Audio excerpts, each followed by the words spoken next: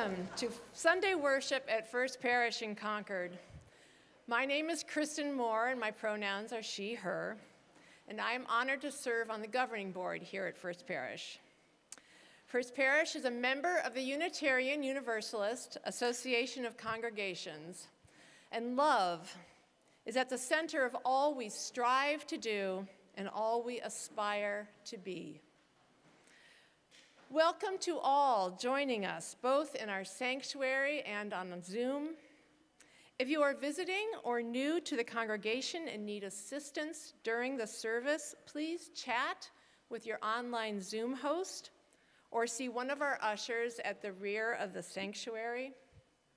The parlor downstairs through these doors or through the stairs down there, it serves as our wiggle room, where young ones can play accompanied by their adult caregivers while the service streams on a large screen.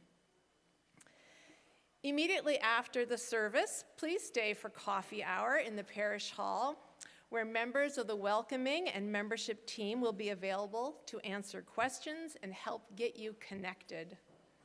As your governing board rep for the morning, I will be available for questions and conversation, so please come by and say hello. First Parish is a lively congregation with many ways to get involved. Please check out the bulletin in the order of service for some of the upcoming opportunities. Of special note is a message from our Transylvania Scholarship Committee. For many years, First Parish families have been supporting deserving students at the Unitarian High School near our partner church in Caristore.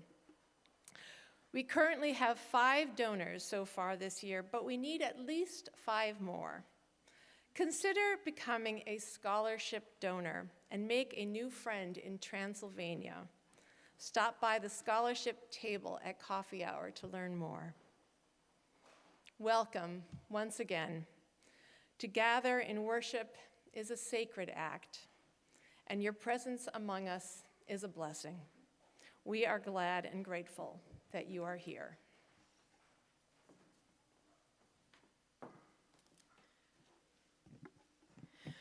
We begin our sacred hour of worship by kindling the flaming chalice, the symbol of our Unitarian Universalist tradition that beckons us to gather in the warmth of community and follow the light of love. Please lend your voice in our unison words of response. We light this chalice as we learn to hold both tenderness and strength. May this flame illuminate the wisdom to know when compassion calls us to offer comfort and when it demands courageous action. My name is Jennifer Johnson. My pronouns are she and her, and I am delighted to serve as lead minister here at First Parish in Concord and to be joined by our remarkable worship leaders and lay leaders in today's service. To call us into worship this morning, let us receive ancient wisdom from Hebrew scripture, the wisdom of Solomon. The passage is number 469 in your gray hymnal, and we're going to read it responsively. I will begin and invite you to respond with the italicized passages.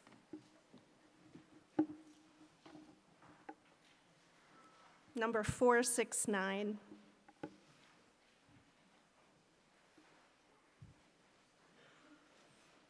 I am mortal like everyone else, a descendant of the first formed child of earth, and in the womb of a mother was I molded into flesh within a period of 10 months.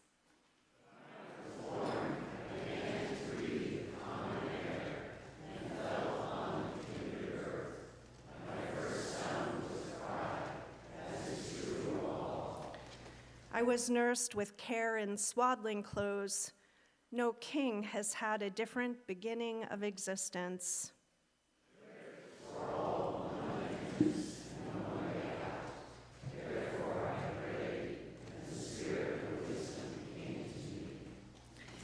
Please rise in body or spirit for our opening hymn, Come, Come, Whoever You Are.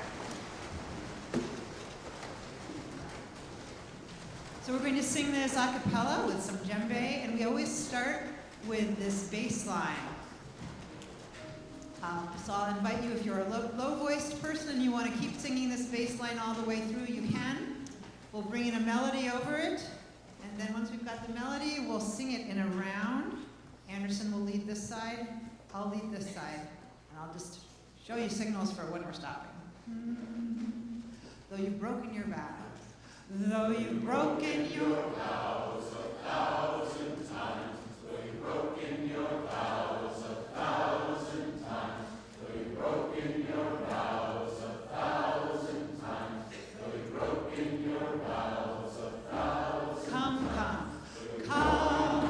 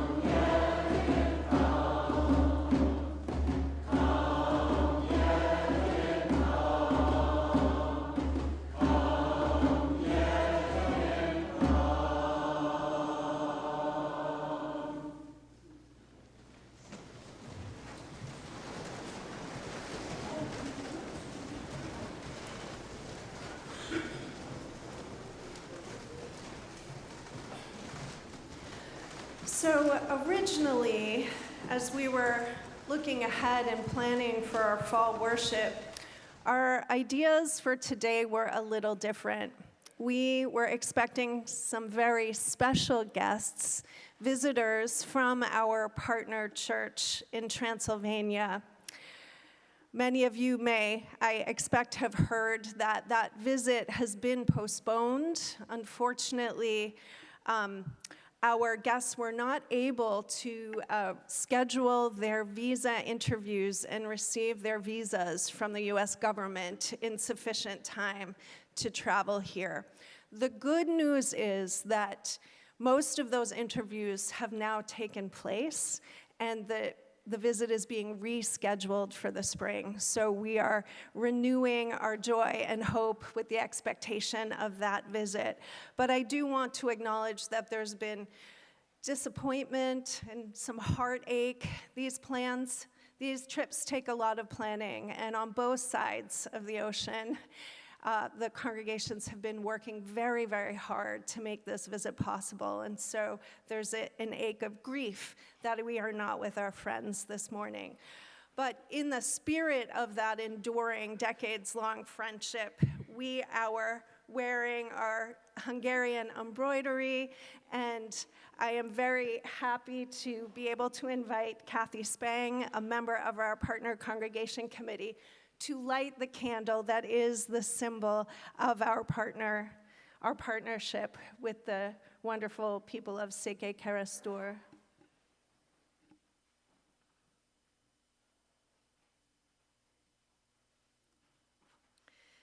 And now Kathy will be joined by Beth for a special Time for All Ages. So for those of you who I haven't met yet, I am Beth Norton, Minister of Music here, and I would like to invite all the children to come forward. There's all this beautiful space here to sit, so please come forward so we can have a little chat.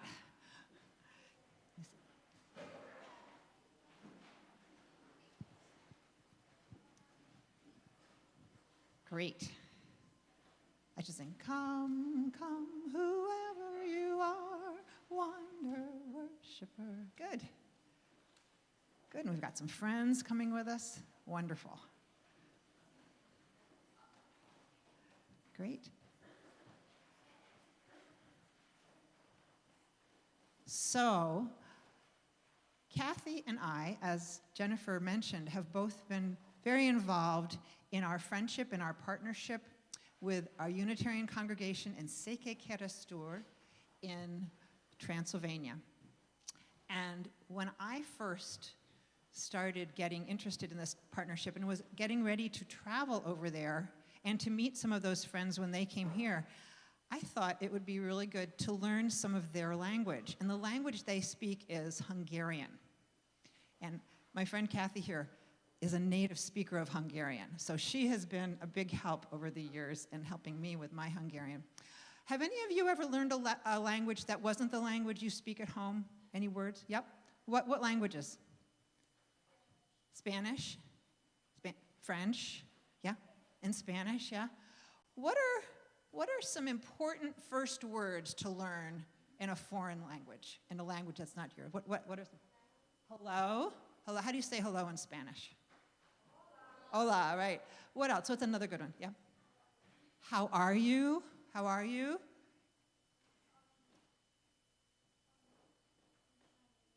Yeah, Chinese. Do you have some words? And what would be an important word? Hello. You know how to say, how do you say hello in Chinese? Ni hao? Ni hao. Good. Good. So yeah? Please. What else goes with please? Thank you. Yeah, these are all important words yeah? And goodbye. Good. What about if you bump into somebody? What do you say? Sorry. Yeah. What about if you kind of hurt somebody's feelings? Are you okay? Yeah. So when I was learning I'm an oral learner. I learn well through hearing. So most of my Hungarian language education has been through hearing words. And I realized that I was hearing a lot of different words for that word, I'm sorry. And what are the words that we could use for saying I'm sorry, Kathy? Sajnálom. And how about if I bumped into you? Bocsánat. So there were these two different words, sajnálom. You want to say that? Sajnálom and Bocsánat. bocsánat. And I thought, so when I first learned them, I didn't really know when to use one and when to use the other. And it wasn't really until I was there in Transylvania or in Hungary and sort of heard people using these words that I really understood that there was a difference. Can you say a little different bit about what's different about their meaning, Kathy? Okay. Sajnálom, the root of the word is regret. And so it translates to I'm sorry. But you could also translate it as I regret it. And bocsánat would translate most easily to forgive me. But it could also be excuse me, pardon me. Those are a lot of English words that she just used. Pardon me, excuse me, I'm sorry, I regret. There are a lot of ways that we can convey to someone an understanding that whether it's just that we just bumped into them or that we really hurt their feelings, that we're sorry. And that's going to happen no matter how hard we try, right? There are going to be times when we bump into each other, both literally and figuratively, and by hurting one another. And it's really important for us to have a lot of different ways to say, I'm sorry. So, should we practice those two Hungarian ways again? Sajnálom. Sajnálom. Bocsánat. Bocsánat. Thank you so much for coming down and sharing your experience with other languages. And I'm going to let Amy tell you what comes next. Good morning. So there's already some religious exploration happening at this very moment. Little RE is happening for our preschoolers down in the Milldam Nursery School space. So parents of preschoolers, you're welcome to bring them down there now. And our high school students, our youth service leaders, are over at the community garden because it is our tradition to be part of their fall cleanup. So that's what they're doing right now. If you're a high school student and you didn't sign up, you're still welcome to head over. It's on Walden Street. Kindergarten through 5th grade, you're learning about UU hero Clara Barton today. And our Crossing Paths class, we're going to have a scavenger hunt to learn more about First Parish. So let us all join together in song as we head on our way.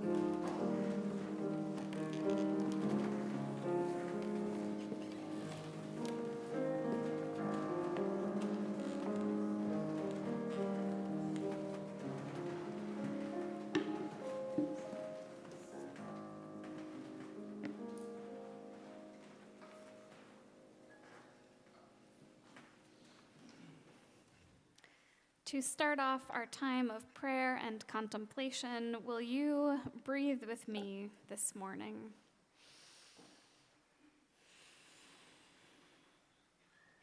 Let's take a few deep breaths together, connecting ourselves to the sensing body, and in the doing, hopefully, that soft spot in our hearts.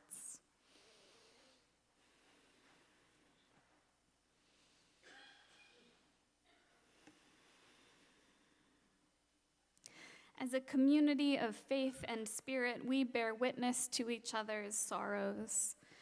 This morning in particular, with sadness, we share the news that Mary Anderson died on Saturday, October 18th, 2 months after turning 100.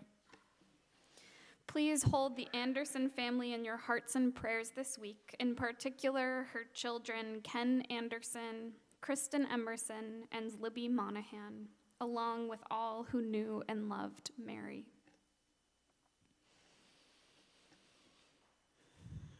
As a community of faith and spirit, we also rejoice in each other's joys. This morning, we celebrate with our communications and office coordinator, Catherine Hill, and her husband, Ian Bailey, who celebrated their wedding last Sunday, October 19th, at Southwick Zoo in Mendon, Mass. May being a part of this community amplify our joys and provide us comfort when we are grieving or hurting. From this pulpit lately, we've been lifting up a lot of prayers of grief and lament, and rightly so. But today's worship theme is humility, and one aspect of humility is acknowledging that we cannot do anything alone, that we are deeply interconnected. So today, as we pray together, let us lift up some gratitude. Would you please join me in the spirit of prayer and meditation? Spirit of life, great mystery holding us all, amidst the ways we continue to cry out against injustice and cruelty, we also lift up gratitude. We are grateful to our dear Mother Earth and the ground that upholds us, the trees that provide us with oxygen and shelter, and the croplands and farmers that feed us. We are grateful to you, Spirit of life and love, the way you alchemize into courage coursing through our veins, even when we are afraid, the way you alchemize into holy tears to keep us connected to our humanity when there is so much that threatens it. Alchemize into holy outrage to motivate us to rise up when we must, and into sacred solidarity, even when the forces to divide and isolate us remain strong and pervasive. Spirit of life and love, thank you. Thank you to the lawyers who keep filing suit after suit, even though they don't always win, to do what they can to protect both democracy and Constitution. Thank you to the peaceful and yet tireless non-cooperators in Coast Guard Island, Alameda, and in Chicago. Thank you to those who risk their lives aboard aid flotillas in the Middle East. To the defectors and those who have quit jobs that have become out of alignment with their integrity. To the politicians who speak for 22 hours straight. Thank you to the doctors who choose to stay in war-torn places, acknowledging that no human being should go without care. And the nurses who risk their careers to help women access the reproductive health care that they need. Thank you for friends and community who go on when we must stop to rest, who watch our kids, who bring us over a hot meal, who remind us that we are not alone. Thank you for the nights we get good sleep and for the power that in each breath we can begin anew and turn despair into hope over and over and over again. Thank you to the growing movement of defiance underfoot in this country and to every action, big or small, newsworthy or humble, that tips the scales, the ever-shifting scales, toward justice. What or who else is on your hearts this week?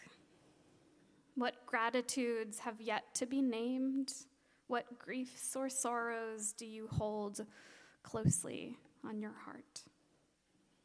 As you feel moved, you're invited to type these names and places and prayers into the chat box if you are online, or share aloud from the pews if you are here in the sanctuary.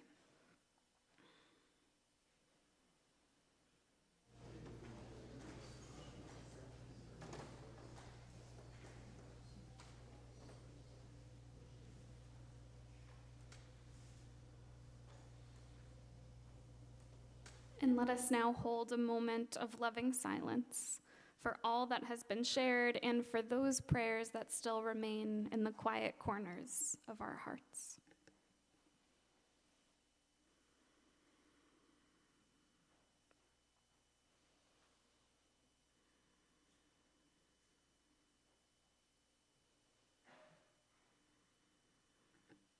Amen.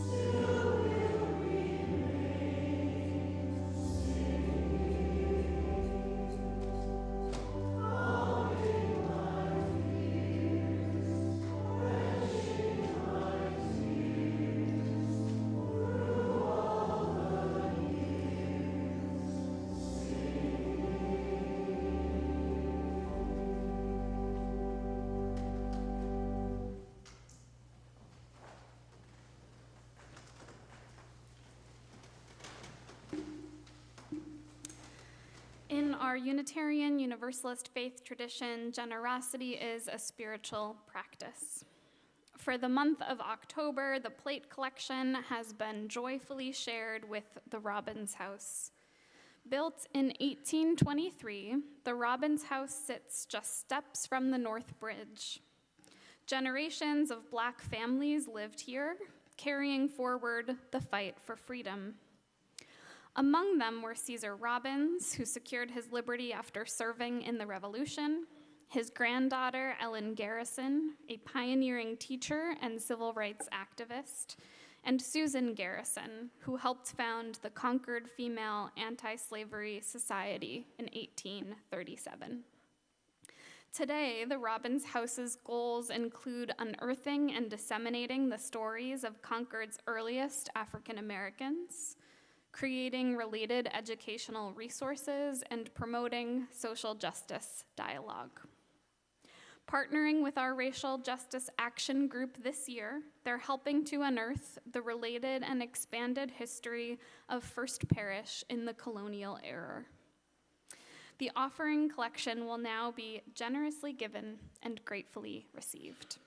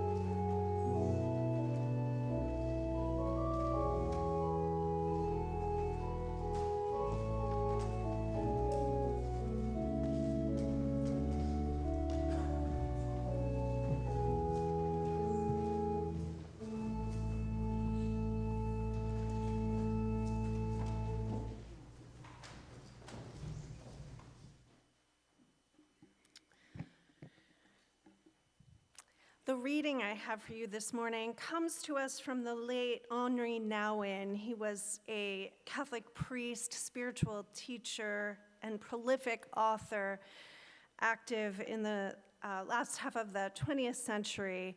And in his writings, I continue to find and benefit from his grounding and guiding spiritual wisdom.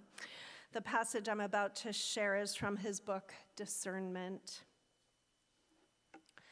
Self-rejection is the greatest enemy of the spiritual life because it contradicts the sacred voice that calls us God's beloved. Being the beloved expresses the core truth of our existence. How do I discern the voice that says, be humble, from the one that says, you're nothing? Humility has nothing to do with self-rejection. You can only be humble if you have a deep self-respect. Self-rejection cannot form the basis of a humble life. It only leads to complaints, jealousy, anger, and even violence. It is a most dangerous temptation. I know this from my own experience. Every time I start to experience myself as worthless or useless, a nobody, I know I am on the slippery slope to isolation and dark emotions.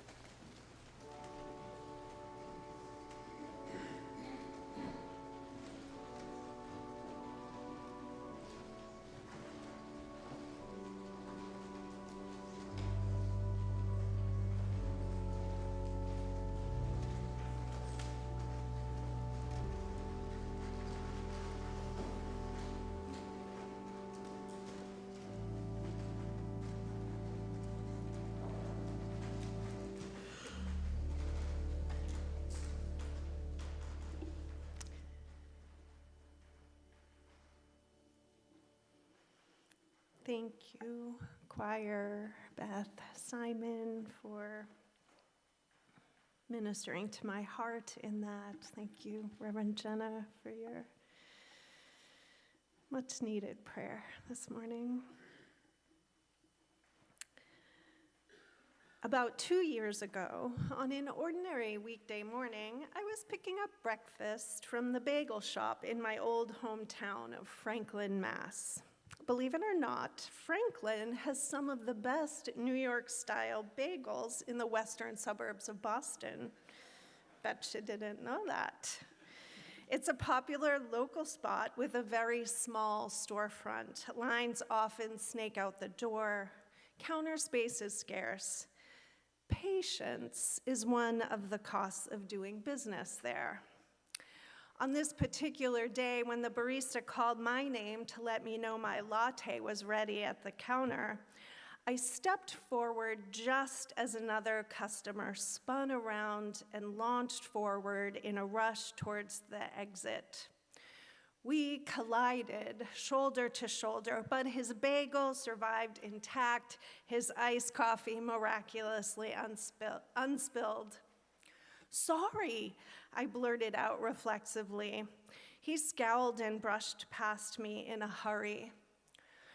There was nothing particularly unusual about our mild collision. It happens all the time in crowded places, right? People bump into each other. I was resuming the business of collecting my latte when another customer took me by surprise. "You shouldn't have apologized," he said. "It wasn't your fault. He bumped into you." Okay. What was I supposed to make of this unsolicited feedback from a bystander? Should I feel chastened or vindicated? I think he was trying to tell me not to take responsibility for misdeeds and shortcomings that aren't mine, not to deprecate myself unnecessarily. I do believe his advice was kindly intended, yet something in me resisted his critique of my apology. I did not feel sorry for saying sorry. I was not sorry for being sorry, even if it wasn't technically my fault. Sorry, not sorry. Some part of me wanted to err on the side of apology, the side, I think, of humility. Why, I wondered, and I've been wondering these last couple years. Maybe I wondered about it then because the art of apology had been much in our local Boston area news around that time. Mayor of Boston, Michelle Wu, had recently made headlines for issuing a decades-long overdue apology on behalf of the city to Willie Bennett and Alan Swanson, two Black men wrongly accused and pursued in the murder of Carol Stewart. There was no evidence that a Black man committed this crime, Mayor Wu stated in her apology. At every level and at every opportunity, those in power closed their eyes to the truth because the lie felt familiar. They saw the story they wanted to see. I am sorry for what you have endured. I am sorry for the pain that you have carried for so many years. What was done to you was unjust, unfair, racist, and wrong. Pundits at the time praised Mayor Wu's apology. Boston Globe columnist Adrian Walker pointed out that Mayor Wu was the first city leader to confront the wrongdoings, the gross wrongdoings of this case head on with an eloquent, full-throated apology. But of course, Mayor Wu was not technically responsible for the racist and inhumane treatment of Bennett and Swanson. She was only 4 years old when Charles Stewart murdered his wife and then pointed a finger at Bennett. As Walker notes, that as the first person of color elected to the office of mayor, Wu was apologizing for sins of white predecessors from a generation ago. Even though she was not personally responsible or culpable, Wu assumed a posture of humility in her role as mayor, acknowledging and taking responsibilities for the failures of the office she occupied, and that does confer many privileges upon her. Only from such a posture is healing even possible. As former Boston City Councilor Tito Jackson put it, Wu's apology was not about politics, but rather about righteousness, truth, and healing. I do want to pause here for a little side note and acknowledge the coincidence that this case has been back in the news and Mayor Wu's apology has been back in the news because a settlement has at last been reached between the city of Boston and Willie Bennett and Alan Swanson. And if you've followed this, you may agree with me that we have a long way to go to reach a full measure of healing. It was woefully inadequate. But only from a posture of humility, as Mayor Wu took, is the beginning of healing even possible. As Jackson put it, Wu's apology was not about politics, but rather about righteousness, truth, and healing. I feel ambivalent about drawing a comparison between Wu's apology to Bennett and Swanson and my own bagel shop apology. Obviously, the stakes and impacts of those two incidents are extremely different. I bring up Mayor Wu's apology for its lessons because I took it as an invitation to begin wrestling with questions of humility and culpability, questions that bystander posed or kind of brought up in his assumption that it wasn't my job to apologize. Through that wrestling, I've come to appreciate Henri Nouwen's teaching from this morning's reading. Humility has nothing to do with self-rejection. You can only be humble if you have a deep self-respect. I believe Mayor Wu could only have issued that apology out of a place of self-respect. True humility isn't about self-deprecation, self-blame, or self-rejection. Quite the contrary. Humility is about loving, respecting, and accepting ourselves and others as human and mortal, and therefore limited and imperfect. When we accept that we are limited and imperfect, we are able to acknowledge and take responsibility for the disappointment, discomfort, and even the harm that our limits inflict on others, whether or not we intended the harm, even when we technically didn't do anything wrong. I didn't mean to be in the way of that customer, and he didn't mean to either. As mere humans, we are both limited in our perception and our reflexes, and on that morning, we were both likely hurried and distracted because human beings can't be attentive to all things at all times. We have sharp edges and short attention spans and faulty memories and finite energy. Inevitably, we will bump into each other. We will let each other down.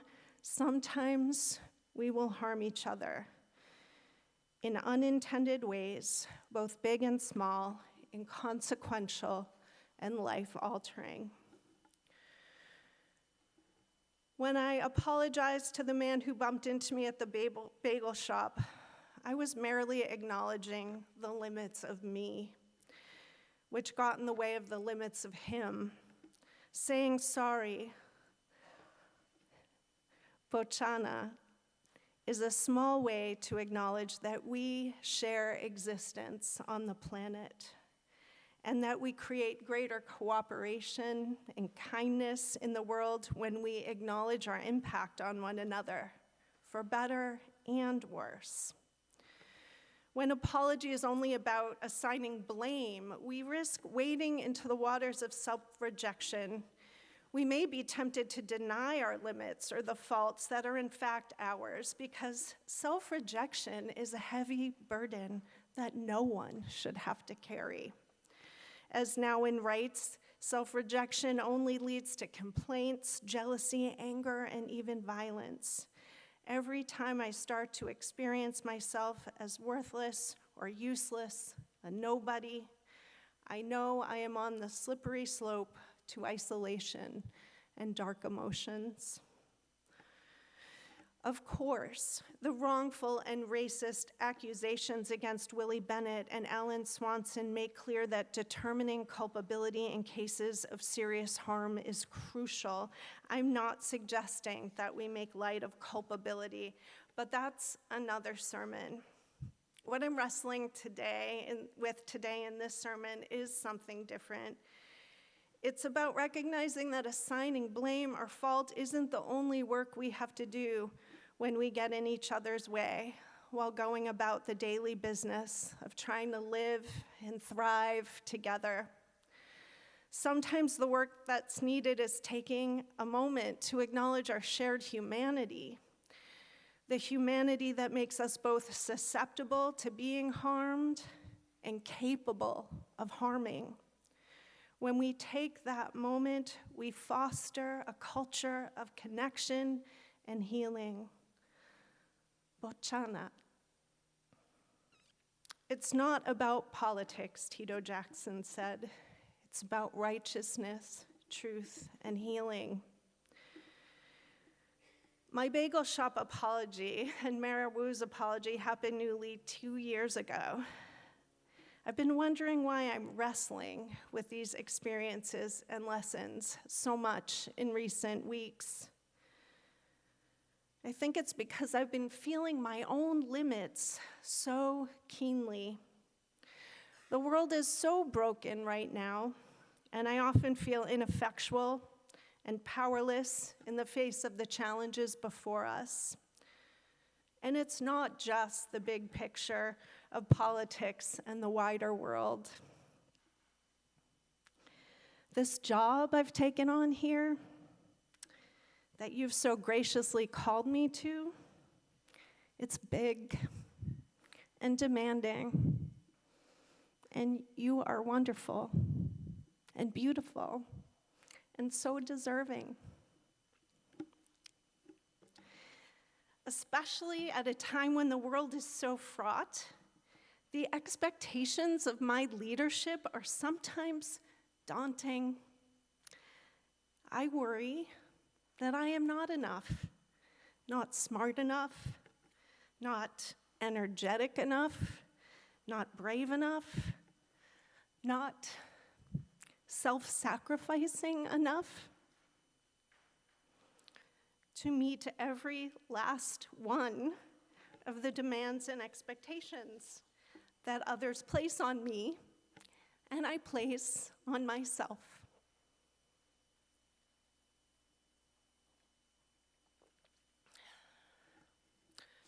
I have felt that dangerous temptation of self-rejection, to write myself off as worthless or useless, a nobody, as Nouwen puts it. And I know I'm not alone in that feeling. But here's another truth about me. I love this job. I love our shared ministry. And deep down, even on the hardest days, I think I'm pretty good at it.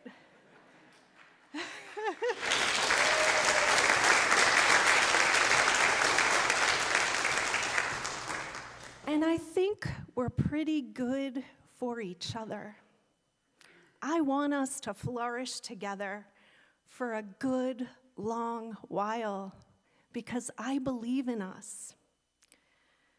Yet no matter how many times I count up the hours and make new columns in my to-do list and filter my emails and formulate responses, I can't make my solutions equal to the requests and the questions and the needs at hand, not all of them.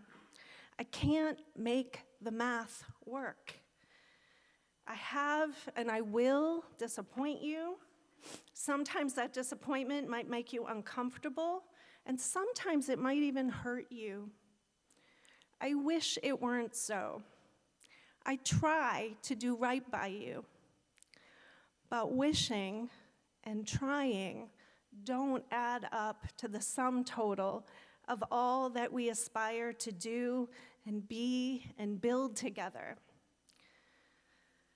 Fortunately, ministry is not about math, is it? Nor politics.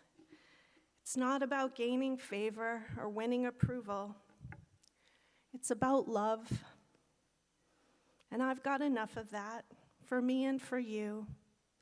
And clearly you do too. When I love my imperfect, incomplete, partway there, still growing self, I can reach out to you in humility and acknowledge where I've fallen short and seek to make amends. Turning, till we come round right. My lesson from my coffee shop experience is to remember to say sorry when the stakes are higher and when the impact is more consequential than they were that morning. To avoid the temptations of self-rejection or denial and instead act out of love and respect for myself and others. I invite you to consider this lesson too, because in one way or another, we all experience the weight of impossible challenges, the strain of unachievable expectations, the burden of too many demands. We all bump into our own limits and one another's. That bystander in the coffee shop thought I was doing myself an injury when I said sorry to that hurried customer. He thought I was taking the blame, disparaging and rejecting myself. I see it differently. My apology was a small and meaningful act of self-love. I see it as the gift of simplicity from that old Shaker tune. To bow and to bend, I shan't be ashamed. I see it as an acknowledgement that my limited self gets in the way of other limited selves, and still I can honor my dignity and you and yours. Let me fall gracefully, without regret, full of grace.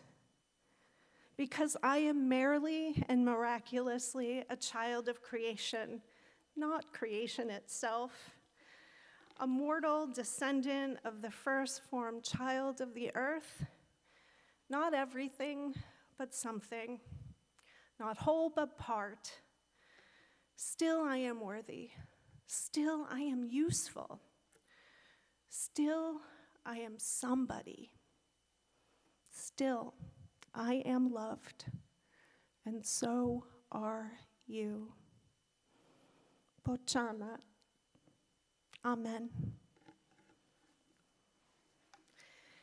Let us sing together. Please rise in body or spirit for number 34, Though I May Speak with Bravest Fire.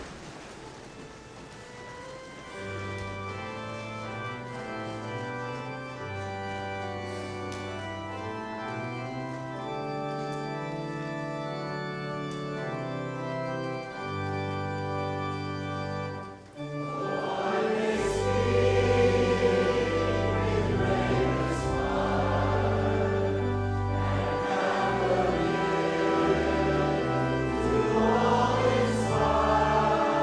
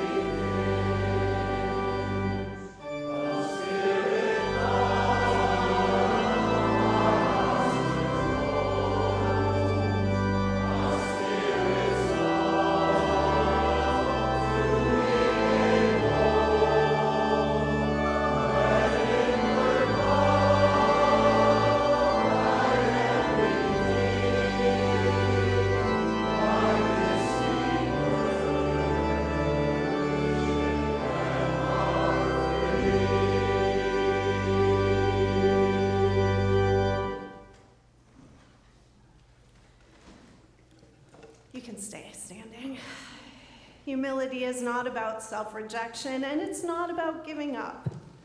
When we accept and honor our limits, we are more able to see clearly what we are capable of and what we can accomplish. So let's close with famous words from our 19th century Unitarian forebear, Edward Everett Hale. I expect they're familiar to some of you. I am only one, but I am one. I cannot do everything, but I can do something. And because I cannot do everything, I will not refuse to do the something that I can do. Now let us join our voices to give and receive the traditional benediction of this congregation. Go out into the world in peace. Have courage. Hold on to what is good. Return to no person evil for evil. Strengthen the faint-hearted. Support the weak. Help the suffering. Honor all beings. Please be seated to enjoy the postlude.